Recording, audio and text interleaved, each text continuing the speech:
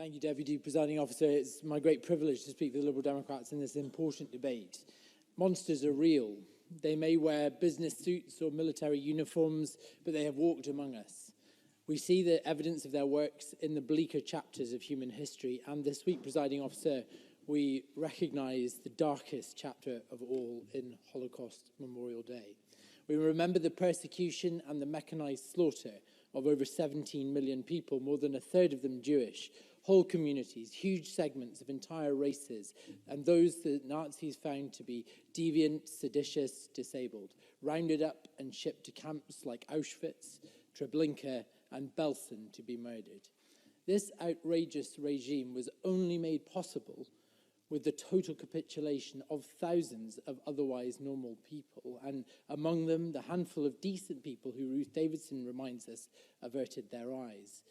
Of this, the Italian writer, the Holocaust survivor Primo Levi, said that monsters exist, but they are too few in number to be truly dangerous. More dangerous are the common men, the functionaries, ready to believe and to act without asking questions. The Nazis were successful in mass murder because they desensitized it, they normalized it. They inured every level of government and military to atrocity with endless layers of bureaucracy that reduced millions of lives to the lines in a ledger book, transport manifests, and piles of unclaimed belongings. The philosopher Hannah Arendt described this as the banality of evil when she covered the trial of Adolf Eichmann in Jerusalem in 1961. Sitting across from this little grey man in court, the architect of the final solution as he was, Arendt described what she calls the dilemma between the unspeakable horror of the deeds and undeniable ludicrousness of the man who perpetrated them.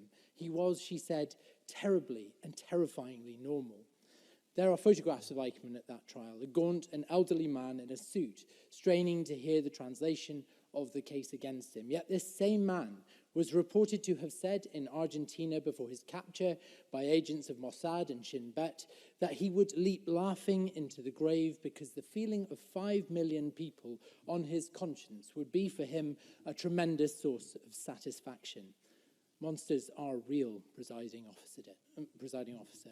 It is that realization that horrific acts can be committed by humdrum men which represents, for me, the most powerful warning of the Holocaust, and we must keep reminding ourselves of that.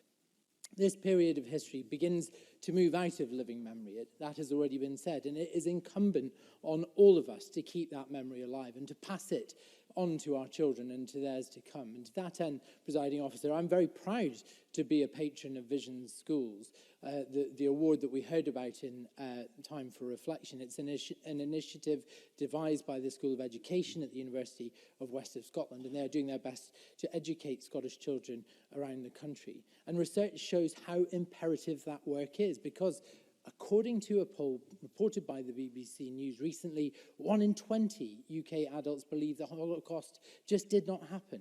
A full eighth of our population believe that it has been exaggerated. Now, I have told the Chamber before about the incident last year when I spent some time in hospital. At one point, a discussion on the ward moved to the Second World War when the man in the bed opposite volunteered his own belief that the Holocaust was all a hoax.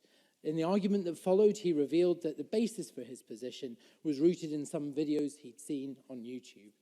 Presiding officer, challenging anti-Semitism and Holocaust denial falls to each of us. We have seen the grim evidence of its revival in the rise of casual anti-Semitism in the UK and the 2 mass shootings in crowded synagogues in the last year alone. This isn't going away. Hate still blooms against the Jewish people and many of those others persecuted by the Nazis. It advances incrementally, and if it goes unchecked, it could blossom into atrocity once again. We must do everything we can to stamp it out.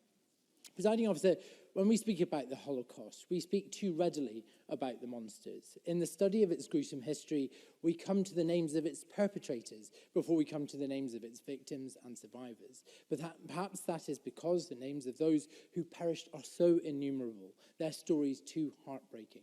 But yesterday, in the coverage of the events at the memorial at Auschwitz, we were able to remedy that to a degree. We heard the accounts of people like David Marks and Yvonne Engelman, who spoke with such courage of their first-hand witness to the cattle trucks, the marches, the death by starvation, firing squad, cold and gas chamber. Their words should be seared into the hearts of every person, and the preservation of their memory should be an obligation for all humanity. The fact that we are here, living amongst many of the communities that the Holocaust sought to extinguish, is evidence that the Nazis failed, that human spirit prevailed over evil. I was reminded of that when, on a parliamentary visit to Strasbourg in 2017, I stopped with other colleagues at the synagogue de Pierre, which is built on the site of the old Gestapo headquarters of Western Europe. Above the front door is written a legend in French and in Hebrew. "Stronger than the sword is my soul," it reads. Presiding officer, those words are steeped both in hope and in defiance, qualities that we see in the sentiment in this debate and that we share as we collectively commemorate the legacy of that awful stain on human history. Thank you.